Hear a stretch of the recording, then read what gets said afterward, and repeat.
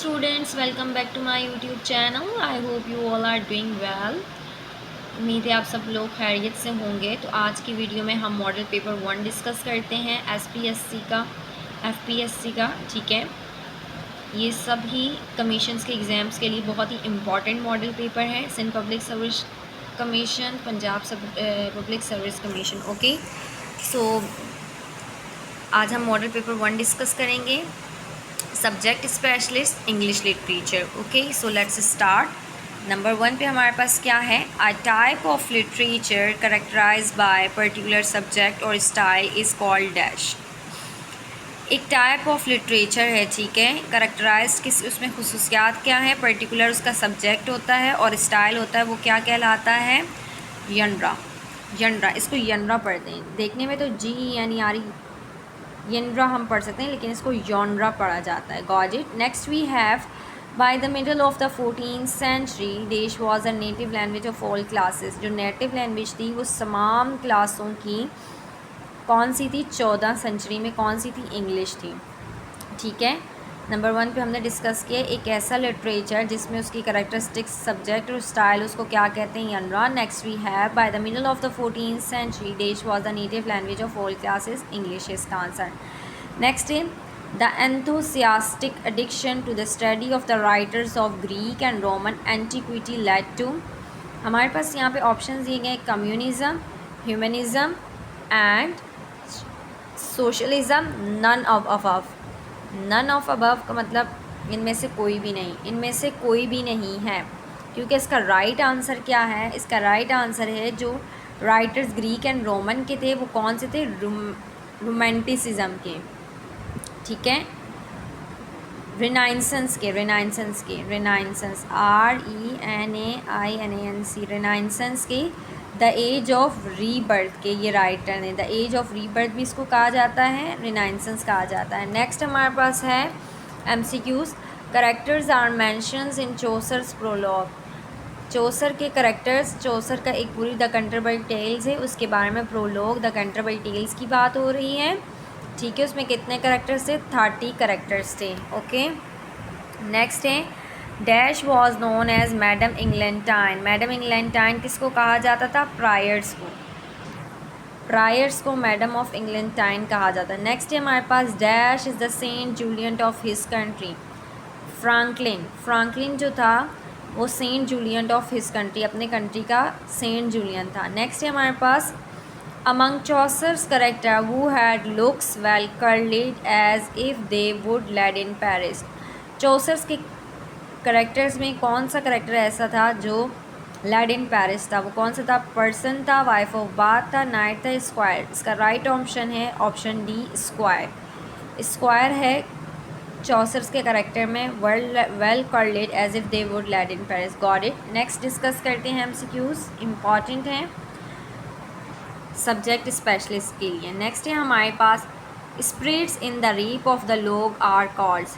Spirits जो थी rape of the लोग, एक हमारे पास मोक एपिक थी जो किसने लिखी थी? जो किसने लिखी थी? पोप ने, अलेक्जेंडर पोप ने लिखी थी the rape of the log. ठीक है, इसमें अराबेला गर्ल थी, उसके जो हैं एक जो लट है बालों की वो काट दी जाती है, और एक इस तरह की ना इनोसेंट बताई हुई है। इनोसेंस इसमें एक थीम है, और इसमें उस दौर के अरिस्टोक्रेट्स के बारे में बताया जाता है कि वो इन मामूली चीज़ों को भी बहुत गहराई से देखा करते थे। एक तरह की मोक एपिक बनाई गई है। ठीक है, spirits in the rape of the lock are called spirits. Spirits ही कहलाते हैं। इसका जो है स्पिरिट्स ही ऑप्शन है। Dash is the represented of fickle minded friends. Belinda, ये भी रेप ऑफ द लॉग का एक करेक्टर है जिसका बताया गया है कि जिसका क्या है? फिकल माइंडेड फ्रेंड्स हैं। ठीक है, नेक्स्ट हम डिस्कस करते हैं क्या है? Love affairs was the chief dash of the ladies of upper class in 18th century. None of these obsession, occupation, passion था। लव अफेयर जो था वो 18th सेंचुरी की सबसे अपर क्लास है, उनका क्या था? पैशन था, उनका ऑब्सेशन था, जुनून था, ऑक्यूपेशन था, पेशा था, क्या था? None of these. इसमें ऑप्शन नंबर है none of these. None of these इसमें है कि वो अपने पास टाइम के लिए टाइम को पास करने के लिए वो ये वाला लव अफेयर करती थी। नेक्स्ट है हमारे पास termagant women turn into dash after that.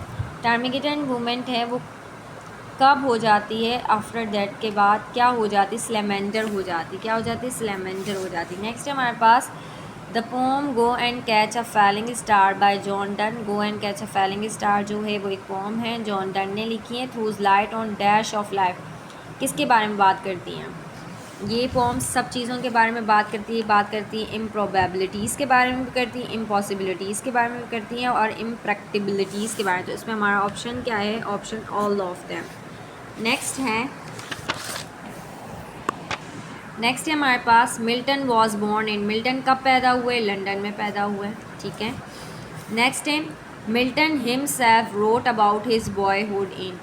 अपने आप के बारे में, बॉयहुड के बारे में मिल्टन ने किस में राइट किया, Paradise Lost, on his blindness, on the morning of Christ nativity, Paradise Regained. किसके बारे में, on the morning of Christ nativity में मिल्टन ने अपने बारे में बात की है, ठीक है। नेक्स्ट है मिल्टन का ही, हम मिल्टन से ही रिलेटेड जॉन मिल्टन थे ये। Milton took his degree of MA in English literature form. Milton ने अपनी जो डिग्री ली है एमए इंग्लिश लिटरेचर फॉर्म किस में ली है, कैम्ब्रिज में ली है। किस में ली है, कैम्ब्रिज में। ये आपको फिंगर टिप्स पे आने चाहिए सारे एमसीक्यूज़, ये पूछे जाते हैं। इंग्लिश लिटरेचर की लेक्चरार, इंग्लिश लिटरेचर सब्जेक्ट है और लिटरेचर लेक्चरार की पोस्ट पे आपको रखा जाता है as a 17 date. Okay, next हमारे पास है the Paradise Lost was completed in 1663, 1660, 1650 and 1620। 1663 में पैराडाइज लॉज क्या हुई, कंप्लीट हुई है। पैराडाइज लॉज किसने लिखी है, मिल्टन ने ही लिखी है, ये भी आपको पता होना चाहिए। विच of the following was work is not of Milton. ये जो वर्क है मिल्टन के नहीं हैं, इनमें से कौन सा वर्क ऐसा है जो मिल्टन का नहीं। द पैराडाइज लॉस्ट है, ये भी मिल्टन ने लिखा है। द पैराडाइज रिगेन्ड, ये भी मिल्टन ने लिखा है। सैमसन एगोनिटीज, ये भी है, मिल्टन ने लिखा है। जो अलाइड है ये मिल्टन ने नहीं लिखा है, ये मिल्टन का नहीं है। तो हमारा ऑप्शन क्या होगा, which of the following work is not of Milton, allied. Next neologisms means. Neologisms means का मतलब क्या होता है, a new meaning of a word, new natural, new classical. A new meaning of a word neologism का meanings है। Next है the paradise lost is written in regular में लिखी गई है, बोथ ए एंड बी में लिखी गई है, ब्लैंक वर्ड्स और none of these, no, blank words में लिखी गई है। ये हमेशा हमेशा आया जाता है एमसीक्यूज़ में, बहुत मोस्ट इंपॉर्टेंट एमसीक्यूज़ ये पूछा जाता है कि पैराडाइज लॉस्ट किस में लिखी गई है, ब्लैंक वर्ड्स में लिखी गई। ब्लैंक वर्ड्स इस तरह से कि इसमें राइम नहीं होता, आपको पता होना चाहिए राइम क्या होता है। राइम जिसमें वर्ड्स जो हैं सिमिलर्स होते हैं लास्ट, लाइक एग्जांपल हम ले लेते हैं, twinkle twinkle little star, how are wonder what you are. R का साउंड आ रहा है तो ये राइमिंग स्कीम, राइमिंग साउंड होता है। बट जब ब्लैंक वर्ड्स की बात आ जाती है तो रिदम पैटर्न नहीं होता, एम्बिक पेंटामीटर होता है और इसमें ये कि राइमिंग को फॉलो नहीं किया जाता, ये बिल्कुल सीधा सीधा सीधा एक सीक्वेंस में लिखी जाती है। नेक्स्ट है the scene of action in the book first of the paradise lost takes place in dash. जो scene of action in the book है पैराडाइज लॉस्ट में सबसे पहले कहाँ लिया गया है, हेवन जन्नत में, मून चाँद में, द अर्थ ज़मीन में, हेल जहन्नुम में। कहाँ लिया गया है, हेल में, जहन्नुम में। नेक्स्ट है whom does शैतान discover the next angel in ring, Beelzebub, Mammon, Belial, AV.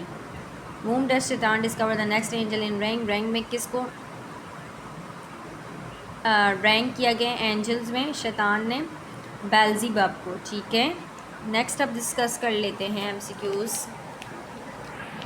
Chemos was ruined angel whose other name was. Chemos क्या है, एक र्यून्ड एंजल है, तबाह करने वाली एंजल, उसका अलहदा नाम क्या है, मैमन। क्या नाम है, Memon. Pure, बिलियल, none of these, Memon, Memon नाम है। नेक्स्ट हम डिस्कस करते हैं अ शॉर्ट पोम और phrase that expresses an idea in a clever और अम्यूजिंग वे इज़ कॉल्ड। एक छोटी पोम है और फ्रेज़ है जो एक्सप्रेस करता है क्लियर आइडिया और clever amusing way is called an epigram, ठीक है, एपिग्राम कहा जाता है। नेक्स्ट है the paradise lost was published in.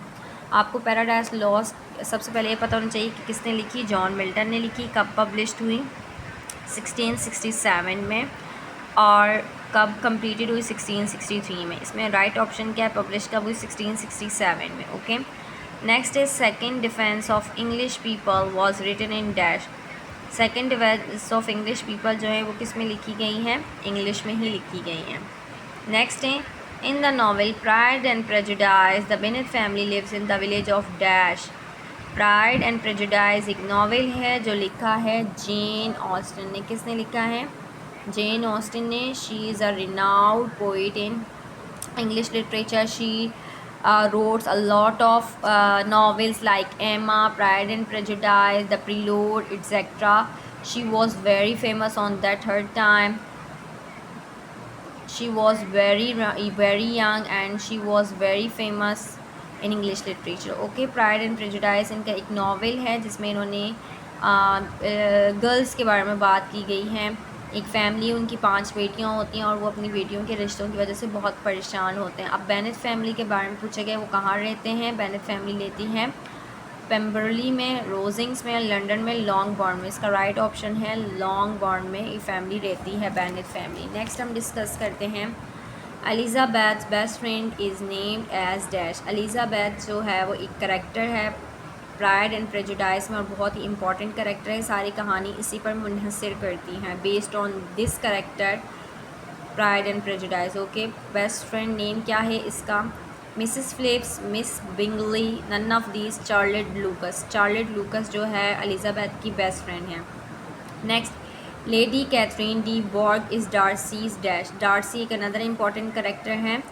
Lady Catherine उसकी आंट है, ठीक है। वो क्या चाहती है, डार्सीज की क्या होती है, वो आंट होती है। क्या होती है, आंट होती है, खाला होती है ना, वो मदर होती ना सिस्टर, फर्स्ट वाइफ, वो क्या होती है, आंट होती है। नेक्स्ट हमारे पास, to which Bennet daughter does mister Collins propose Mary. Bennet daughter, मैंने आपको बताया प्राइड एंड प्रेजुडाइज जो नावल है वो जेन ऑस्टन ने लिखा है और ये करेक्टर्स एक फैमिली का जो बेटियाँ जो उनके रिश्तों की वजह से परेशान होते हैं और चाहते हैं कि अच्छे से अच्छी जगह उनकी शादी हो जाए। तो बेनेट की कौन सी डॉटर थी जिसको मिस्टर कॉलिंस ने प्रपोज़ किया था शादी करने के लिए, तो वो थी एलिज़ाबेथ। कौन सी थी, वो थी एलिज़ाबेथ। जेन ना थी, ना मैरी थी, ना लीडिया थी, वो कौन थी, एलिज़ाबेथ थी। मैंने जिस तरह से आपको बताया बहुत ही इंपॉर्टेंट करेक्टर है, गर्ल है।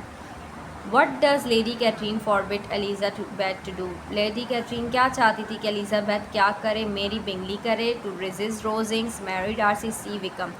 मैरी डार्सी, ये क्या थी, डार्सी की आंट थी और ये चाहती थी कि एलिज़ाबेथ जो शादी करे वो डार्सी से करे। नेक्स्ट डिस्कस करते हैं, pride and prejudice depicts dash marriages and all. कितनी मैरिजेस पे ये डिपेंड करता था, 5 मैरिजेस। कितनी, 5 मैरिजेस। नेक्स्ट है, Jane Austen limited range has been compare to dash inches of ivory, 2 inches of लॉवरी।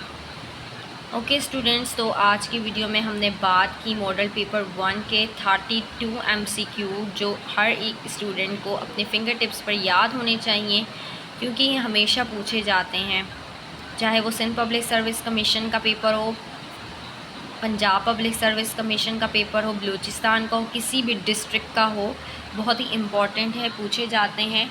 I hope student आपको ये वीडियो अच्छी लगी होगी। अगर आपको ये वीडियो अच्छी लगी है तो subscribe my channel literary vibes for more videos. मिलते हैं नेक्स्ट वीडियो में another brilliant and famous and important MCQs के साथ। तब तक के लिए अल्लाह हाफ़िज़, थैंक यू।